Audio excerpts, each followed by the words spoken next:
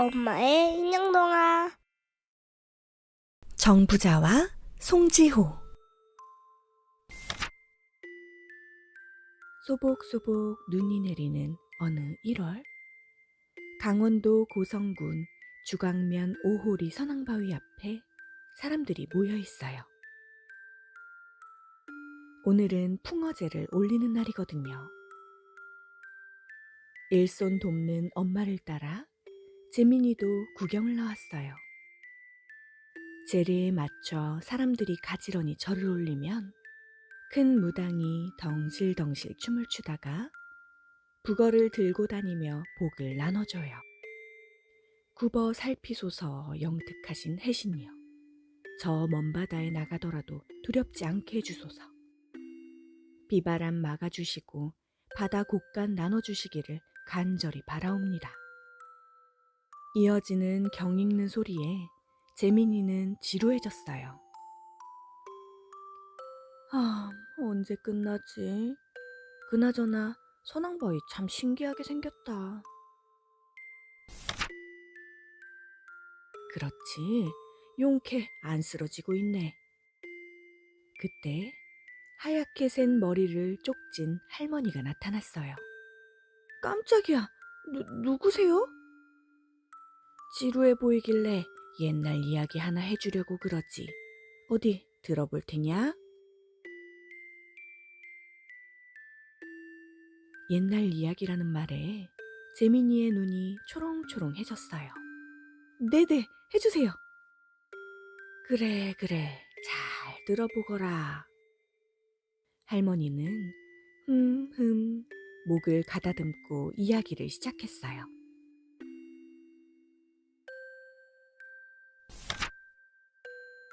옛날 호랑이 방귀 뀌던 시절의 일이야. 요 앞에 송지호는 사실 오호리에서 가장 비옥한 땅이었단다. 그곳에서부터 선앙바위까지 모두 정거제라는 사람의 땅이었지. 마을 사람들은 그를 정부자라고 불렀어. 정부자는 마을 한가운데 으리으리한 기와집을 짓고 살았는데, 고래등 같은 집안에서 쿵덕쿵덕 방아 찧는 소리가 끊이질 않았지. 돈과 곡식을 찧어내는 금방아가 있었거든. 그렇게 부족함이 없는데도 사람이 어찌나 못되고 욕심이 많았는지 몰라. 고성 사람이라면 정부자 이름만 들어도 진저리를 쳤지.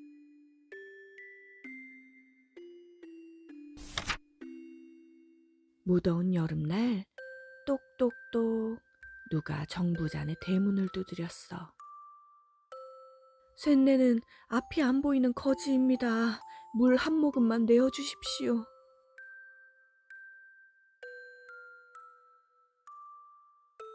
잠시 후 출렁출렁 뱃살을 흔들며 정부자가 다가왔어. 낮잠을 방해한 게 저놈이군. 닭이 알을 낳는 좋은 꿈을 꾸는 중이었단 말이다. 그런데 저놈 목소리에 깨버려서 알을 받지 못했어. 여봐라, 오줌이나 잔뜩 먹여서 쫓아내거라.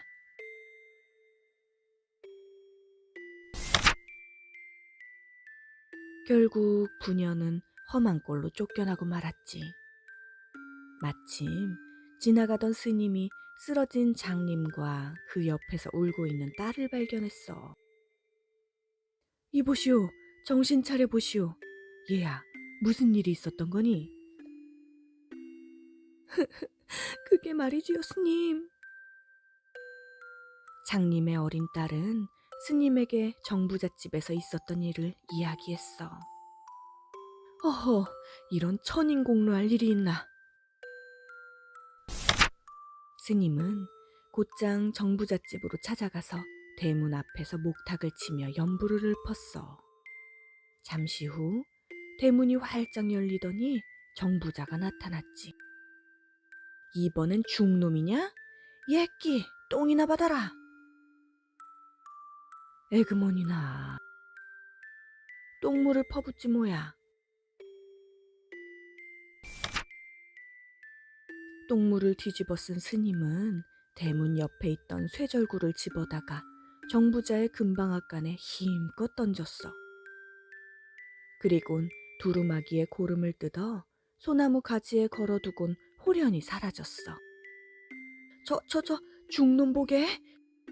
거기 안 서? 정부자가 대문간을 넘으려는 순간 우르르 땅이 흔들리더니 금방앗간에서 물기둥이 치솟는 게 아니겠어? 순식간에 집이며 논이며 밭이며 온 마을이 물에 잠겨갔지. 다행히 사람들은 스님이 걸어둔 옷고름을 잡고 빠져나올 수 있었어. 사람 살려! 푸푸, 나도 꺼내줘! 딱 한 사람, 정부자만 아직도 물속에 있었지. 하지만 그 누구도 도와주지 않았어. 결국 정부자는 마을과 함께 가라앉아 물귀신이 되고 말았단다. 믿거나 말거나 그리하여 송지효가 생긴 거야. 다른 건 모두 물에 휩쓸려 갔고 사람들이 소원을 빌던 이 선앙바위만 남아있는 거란다. 햇살 맑은 날 호수 바닥을 자세히 들여다보면 누런 금방아가 보인다고 하더구나. 그런데 금방아를 욕심내고 물에 들어갔던 사람들은 모두 돌아오지 못했대.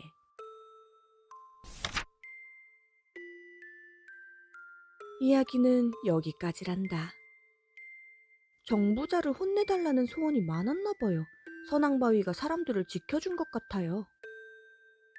재민이가 선앙바위와 사람들을 번갈아 보며 생각하던 중 반가운 엄마 목소리가 들렸어요. 재민아, 이제 가자. 혼자 심심했지? 엄마, 할머니께서 옛날 이야기... 어라? 주변을 아무리 둘러봐도 이야기 할머니가 보이지 않았어요. 무슨 할머니? 낮잠 잤나 보구나? 정말 꿈을 꾼 걸까요? 차가운 바닷바람이 어리둥절한 재민이의 콧잔등을 툭 치고 갑니다.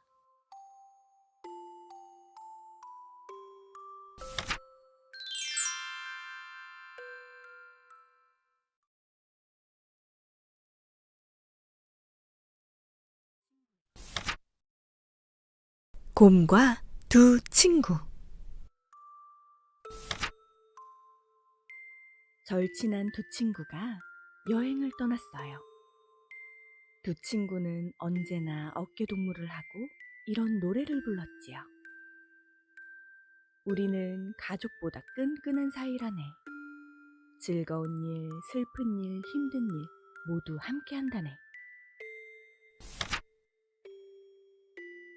그날도 노래를 부르며 깊은 숲속을 지나는데 무시무시한 곰 한 마리가 나타났어요. 두 친구는 깜짝 놀라 몸이 얼어붙고 말았지요. 어떡하지?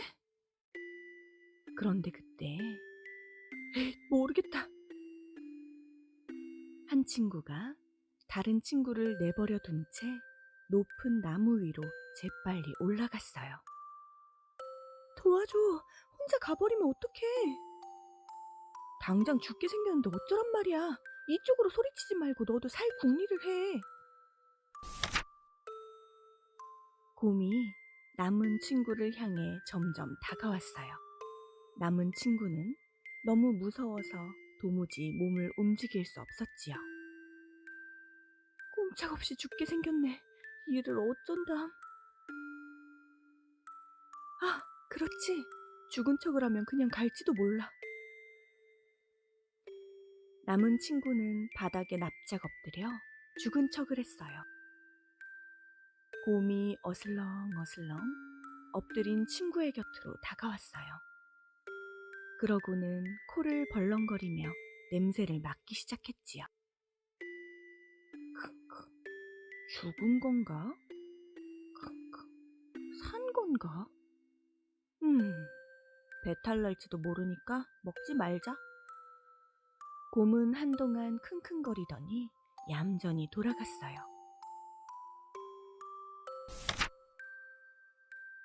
곰이 사라지자 도망갔던 친구가 나무에서 내려왔어요. 휴, 큰일 날 뻔했네. 그런데 곰이 자네 곁에 한참 있던데 무슨 말이라도 했나? 그러자 엎드렸던 친구가 일어나 대답했어요. 그럼 곰이 이렇게 말하더군. 위험에 처했을 때 저 혼자 살려고 도망가는 의리 없는 사람은 진짜 친구가 아니라고 말이야.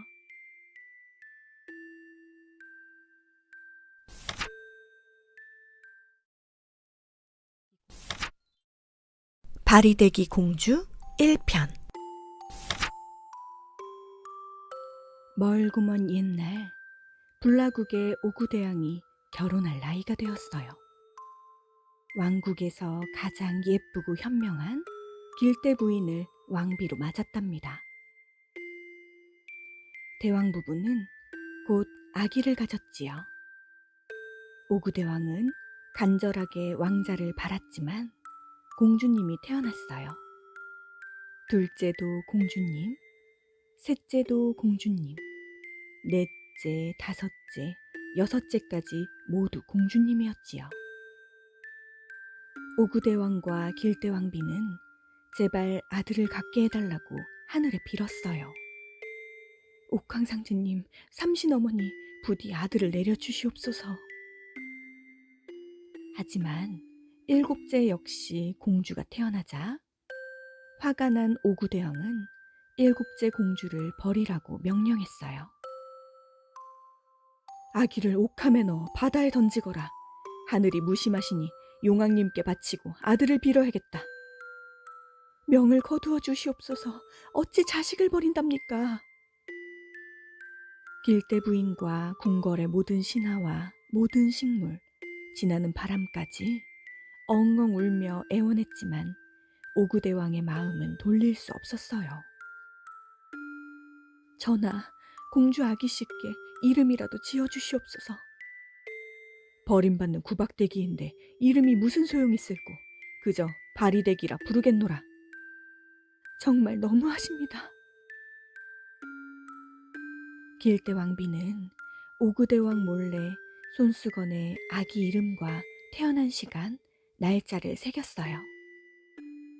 사랑해서 한 땀, 미안해서 한 땀, 슬퍼서 다시 한 땀. 건강하게 만나길 바라며 마지막 한 땀, 정성스레 새겨 넣었지요. 그리고 반으로 갈라 한쪽은 옥함에 넣고 다른 한쪽은 길대왕비가 간직했지요. 바리대기를 담은 옥함은 먼 바다에 버려졌어요. 용왕님, 불쌍한 우리 공주 아기씨 좀 잘 보살펴 주세요. 신하들이 울며 옥함을 띄우자 어디선가 나타난 금거북이가 옥함을 등에 업고 사라졌어요. 옥함과 거북이는 둥실둥실 먼 바다를 떠다니다가 어느 해안가에 닿았어요. 마침 그곳을 지나던 비리공덕 할아비와 할미가 옥함을 발견했지요. 이런 곳에 웬 옥함인고? 비리공덕 할아비가 옥함을 열었는데 아기가 나오자 깜짝 놀랐어요. 아니, 가엾기도 하지. 옥함을 지키고 있던 금거북이가 비리공덕 부부를 알아보고 말했어요. 비리공덕 할아비 할미시지요? 이 아기씨는 하늘이 내려주신 아기씨인데 버림을 받았답니다. 두 분께서 잘 길러주세요. 멀지 않은 곳에 따뜻한 집이 있을 것이니 그곳에서 지내셔요. 그리곤 스르르르 사라졌지요. 비리공덕 할아비와 할미가 바리대기를 안고 언덕을 넘자 아기자기한 초가집이 한 채 있었어요. 세 사람은 가족이 되어서 오손도손 행복하게 지냈답니다. 어르고 달래고 씻기고 먹이고 가르치고 놀이하며 바리대기는 무럭무럭 자랐지요. 어느덧 15살이 되던 해 누군가 바리대기를 찾아왔어요. 바리공주님, 여기 계십니까? 저는 동쪽 불라국의 신하입니다. 공주님을 바다에 보내고 며칠 되지 않아 왕과 왕비님께서 알아놓으셨습니다. 좋다는 약 다 써보아도 병은 날로 깊어졌지요. 이제는 곧 돌아가실 듯하여 이렇게 공주님을 모시러 왔나이다. 그럴 수가. 하지만 곧바로 믿기 어려우니 증거를 보여주시지요. 신하가 옷소매에서 손수건 조각을 꺼냈어요. 바리대기와 함께 옥함에 들어있던 조각과 꼭 맞았지요. 그제야 바리대기는 비리공덕 할아비 할미에게 큰 절을 올리고 궁궐로 향했어요.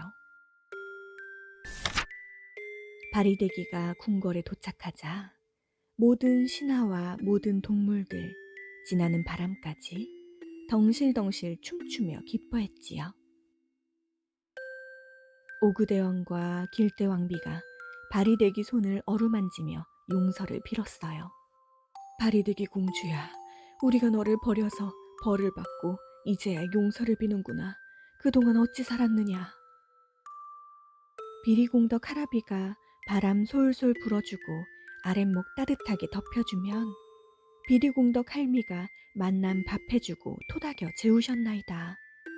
낳아주신 은혜가 하늘만큼 높으니 용서를 구하지 마소서. 소녀가 알아보니 서천 동대산에 죽은 이도 살리는 약수가 흐른다고 하옵니다. 그 약수를 구해올 테니 조금만 기다려 주소서.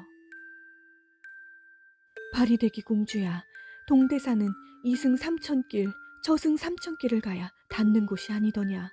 내게 어찌 그런 일을 바라겠느냐. 아닙니다. 이제라도 소녀의 효도를 받아주세요. 신비한 약수를 얻기 위해 여행을 시작하는 바리대기의 앞에 과연 무슨 일이 기다리고 있을까요? 버린 공주 바리대기의 이야기 2편에서 계속됩니다.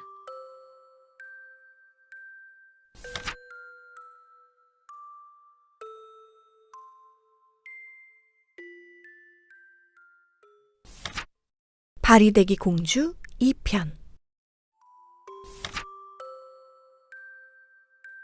바리대기는 어머니 아버지를 살리는 약수를 구하기 위해 상투 틀고 갓 쓰고 도포 입어 남장을 하고 길을 떠났습니다. 구불구불 3000리를 쉬지 않고 걷고 또 걸었지요. 발바닥이 부르트고 땀이 비오듯 쏟아졌지만 멈추지 않았답니다. 한참을 걸어 어느 산 중턱에 이르자 오색 찬란한 물안개가 자욱하게 깔리더니 선녀가 내려와 바리대기에게 물었어요. 이 앞은 저승길인데 산 사람이 어쩐 일인고? 저는 불라국의 7째 왕자이옵니다. 동대산 약수를 얻어가 부모님을 살리려고 왔습니다. 그리하면 남은 저승 3000리 길은 어찌 가려 하는고? 제가 가는 길이 아무리 아프고 고되더라도 부모님 일은 고통보다 깊겠습니까? 꼭 가야 할 길이옵니다. 참으로 갸륵한 효심이로다. 바리대기의 말에 감동한 선녀는 금으로 만든 방울다발을 건네주었어요. 자, 받으시게. 신선의 방울 금주령이라오. 한 번 울리면 모든 죄와 어둠을 몰아내고 2번 울리면 지옥길도 꽃길로 만들어줄게요. 선녀가 사라지고 오색 물안개가 걷히더니 검고 너른 강이 나타났답니다. 어찌 건너야 하나 고민하는데 나룻배 한 척이 바리대기 앞에 멈췄어요. 나는 저승강 뱃사공이요. 신선의 물건을 보아하니 보통 사람은 아니구려. 자, 타시오. 바리대기는 나룻배를 타고 강으로 들어갔지요. 끝이 보이지 않는 강에 세 척의 배가 떠 있었어요. 향기로운 꽃이 그득하고 아름다운 노랫소리가 끊이지 않는 극락행 배. 곧 가라앉을 듯 삐걱대며 겨우겨우 건너가는 어두컴컴한 지옥행 배. 마지막으로 평범한 나무배에 아무것도 적혀있지 않고 둥둥 떠있는 배였지요. 뱃사공님, 아무것도 적히지 않은 저 배는 누구의 배인가요? 죽어도 죽은 줄 모르는 불쌍한 영혼들이 탄 길 잃은 배랍니다. 저런 가엾어라. 부디 좋은 곳에 도착하시길 바랍니다. 짤랑. 바리대기가 영혼들을 위로하며 금주령을 한번 흔들자 불쌍한 영혼들에게 표지판이 생겼답니다. 멍하니 서 있던 영혼들이 행복하게 웃으며 인사했어요. 감사합니다. 이름 모를 신선님. 자, 이제 내리시면 됩니다. 배에서 내리자 바리대기의 앞에 뾰족뾰족 칼산, 김이 펄펄 불산, 꽁꽁 얼은 얼음산이 끝없이 이어졌지요. 동대산까지 무사히 도착할 수 있게 도와주세요. 짤랑 짤랑. 바리대기가 기도하며 금주령을 2번 흔들자 스르르. 무시무시한 지옥길 사이로 향기롭고 아름다운 비단 꽃길이 생겨났어요. 비단 꽃길 덕분에 미끄러지듯 편안하게 동대산까지 갈 수 있었지요. 바리대기가 드디어 동대산 앞에 서자마자 천둥 같은 목소리가 우렁우렁 울렸어요. 어허, 누가 겁도 없이 이곳까지 왔느냐. 그리곤 산보다 커다랗고 바위보다 튼튼한 무장승이 나타났지요. 저는 불라국의 7째 왕자이온데 부모 살릴 약수를 구하려고 왔습니다. 그래, 길값, 물값은 가져왔고? 급히 오느라 가져온 것이 없습니다. 어허, 없으면 못 가져가지. 대신 그 값을 치를 수 있는 무엇이든 하겠습니다.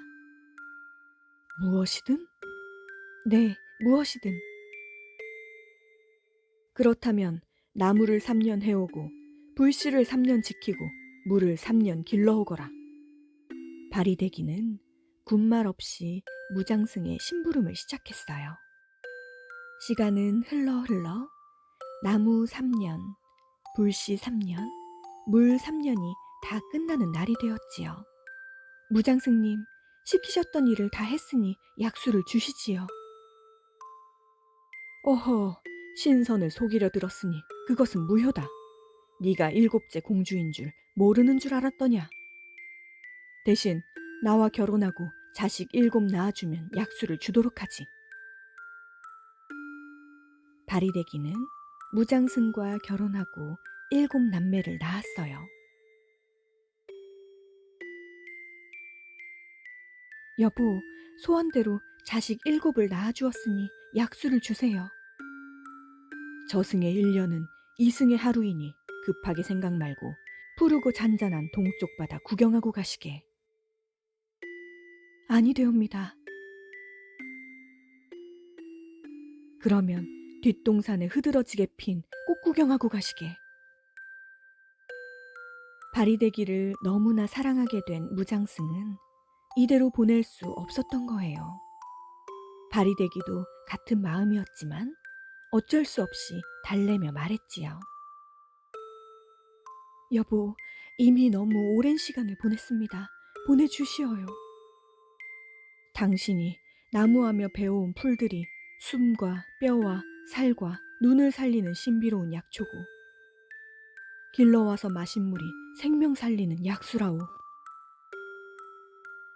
바리대기가 베어둔 풀과 약수를 담아서 떠나려는데 무장승이 손을 꼭 잡았어요. 아무래도 나는 헤어지기 싫소. 나와 자식들도 데려가시게. 네, 함께 가요.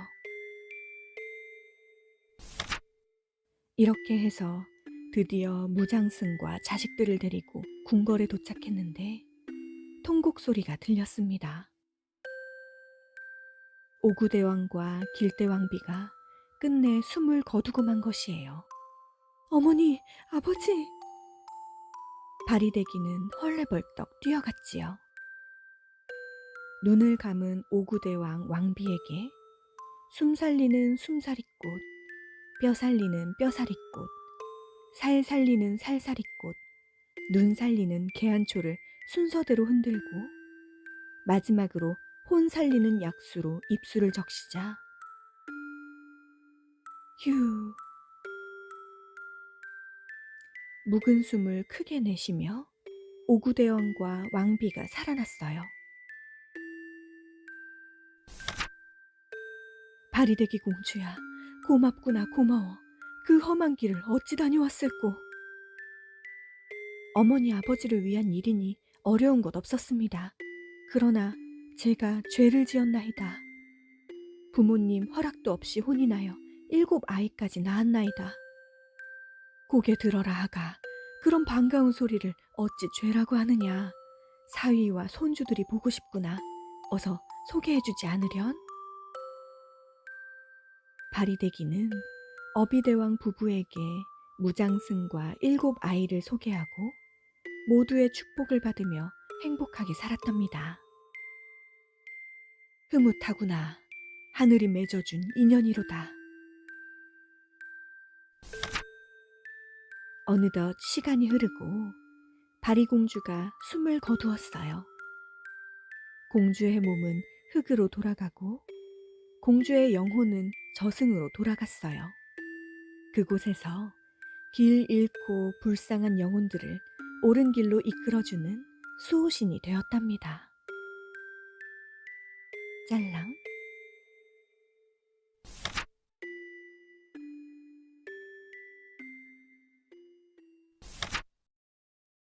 눈의 여왕.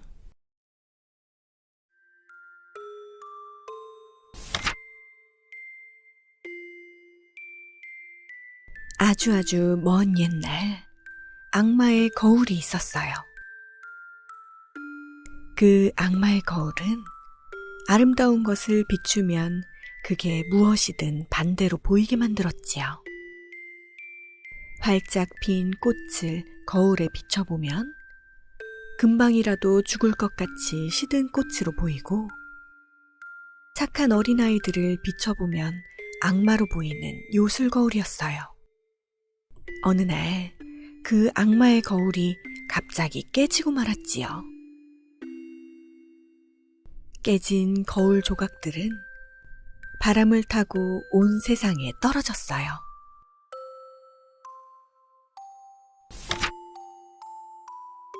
어느 한마을에 사이가 아주 좋은 겔다라는 여자아이와 카이라는 남자아이가 있었지요.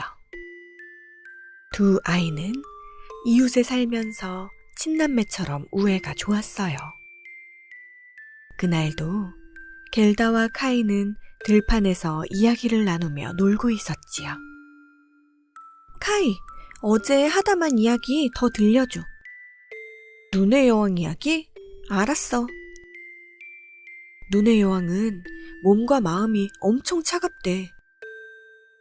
그리고 눈의 나라에 숨어 살면서 자신처럼 마음이 차가운 아이들만 골라 데려간다고 했어. 정말? 너무 무섭다. 만약 우리도 잡아가면 어떡하지? 걱정 마, 겔다. 우리는 따뜻한 마음을 가져서 절대 잡혀가지 않을 거야. 바로 그때였어요. 악마의 거울 조각이 바람을 타고 그만 카이 눈 속으로 들어가 버리고 말았지요. 아야! 카이, 왜 그래? 괜찮아?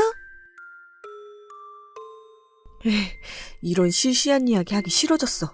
짜증나. 카이, 말을 왜 그렇게 해? 겔다, 너도 짜증나. 나 그냥 집으로 갈 거야. 카이. 겔다는 갑자기 변해버린 카이의 행동이 걱정되었어요. 밤새 카이가 걱정된 겔다는 날이 밝자마자 카이의 집으로 갔지요. 하지만 이미 카이는 집을 나가고 없었어요. 이른 아침부터 어디 간 거야? 카이. 한편 카이는 마을 광장에서 온갖 불평을 하고 있었지요. 다 마음에 안 들어. 짜증난다고. 그런데 갑자기 카이 앞으로 마차 한 대가 멈춰섰어요. 그 마차에는 얼어붙을 듯이 차가운 눈의 여왕이 타고 있었지요. 너도 나와 같이 차디찬 마음을 가졌구나. 나와 같이 눈의 나라로 가겠니, 카이? 네. 카이는 꼭 무엇에 홀린 것처럼 눈의 여왕을 따라 나섰어요. 안 돼! 카이! 가면 안 돼! 그때 가까스로 카이를 찾은 겔다가 카이를 말렸지만 소용없었지요. 그렇게 카이와 눈의 여왕은 겔다 앞에서 완전히 사라져버렸어요. 카이가 눈의 여왕을 따라간 지 며칠이 지났지요. 겔다는 언제나 카이와 같이 왔었던 들판에 홀로 앉아 있었어요. 이대로 가면 카이를 영영 보지 못할 수도 있어. 결국 겔다는 카이를 찾아 나서기로 했지요. 조금만 기다려, 카이. 내가 어서 구해줄게. 겔다는 서둘러 카이를 찾아 길을 나섰어요. 한참을 걷던 겔다는 강을 만났지요. 이 강을 건너야 하는데 어쩌지? 그때 강이 겔다의 신발 한쪽을 달라고 하였어요. 무척이나 아끼는 구두였지만 카이를 찾기 위해 겔다는 구두 한쪽을 강에게 주었어요. 무사히 강을 건넌 겔다는 아담하고 예쁜 집 앞에 도착했지요. 그런데 이미 겔다가 오는 것을 알았다는 듯이 할머니 한 분이 마중을 나와 있었어요. 어서 오렴. 안녕하세요, 할머니. 혹시 카이라는 남자아이 보셨나요? 카이는 모르지만 이리 와서 맛있는 음식을 먹으며 조금 쉬었다 가렴. 그렇지만 겔다는 카이 걱정에 마음이 급했지만 할머니의 말을 거절할 수가 없었지요.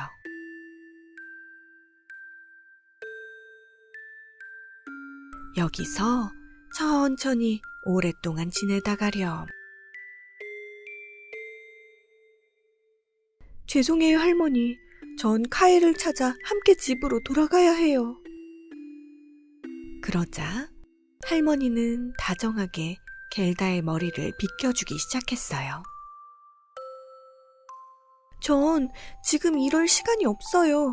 어서 빨리. 카이는 아주 무사할 거란다.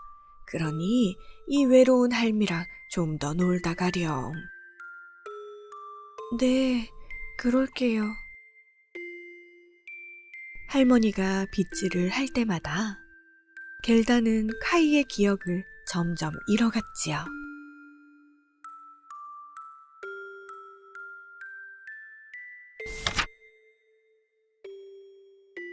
겔다는 카이를 찾아 함께 집으로 돌아간다는 결심을 다 잊어버리고 할머니의 집에서 하루하루 행복하게 지냈어요.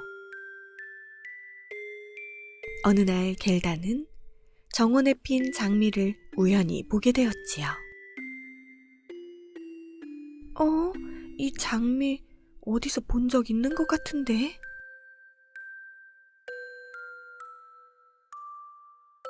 그제야 겔다는 예전에 카이가 자신에게 빨간 장미를 선물해 주었던 일을 기억해냈어요. 맞아, 난 카이를 구하러 눈의 나라를 찾고 있었지? 모든 기억이 되돌아온 겔다는 재빨리 할머니에게서 벗어났지요.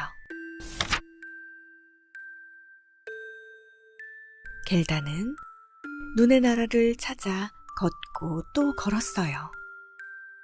드디어 눈의 여왕이 사는 성을 찾아낸 겔다는 카이를 찾았어요. 카이, 나야, 겔다. 어서 우리 집으로 돌아가자. 응? 카이. 용케도 우릴 찾아냈구나. 카이가 집으로 돌아갈 일은 없을 거다. 그러니 넌 어서 이 성에서 나가. 겔다는 눈의 여왕이 무서웠지만 한 발짝도 물러서지 않고 오히려 용감하게 맞섰지요. 카이, 어서 내 손을 잡아. 하지만 카이는 겔다를 기억에서 지운 듯했어요. 난 네가 기억나지 않아. 그러니 어서 내 앞에서 사라져. 카이, 나야 겔다. 우린 매일매일 만나서 즐겁게 놀았잖아. 네가 매일 해주는 재미난 이야기들도 얼마나 많았는데. 그냥 돌려보내주려 했는데 더 이상은 안 되겠구나. 지금 당장 떠나지 않으면 널 눈보다 더 차갑게 얼려버릴 테다. 그때였어요. 겔다? 카이의 기억이 조금씩 돌아오고 있었지요. 겔다는 참아왔던 눈물을 흘리며 카이를 꼭 껴안았어요. 카이! 결국 화를 참지 못한 눈의 여왕이 겔다에게 마법을 걸어 얼음 조각으로 만들어버리려고 했지요. 그런데 그때 겔다의 따뜻한 눈물이 카이의 눈 속에 들어갔던 악마의 거울 조각을 빠져나오게 했어요. 그리고 놀랍게도 겔다는 눈의 여왕의 마법 또한 막아내었지요. 저렇게 보잘것없는 아이가 내 주문을 막다니. 말도 안 돼. 말도 안 된다고. 이제 카이의 기억도 완전히 돌아왔어요. 겔다, 다치지 않았어? 카이, 기억이 돌아왔구나. 자, 내 손 꼭 잡아. 어서 이 성을 빠져나가자. 그래, 겔다. 그렇게 친구를 사랑하는 따뜻한 마음으로 눈의 여왕에게서 카이를 구한 겔다는 마주 잡은 손을 놓지 않고 가족이 기다리는 집으로 돌아갔답니다.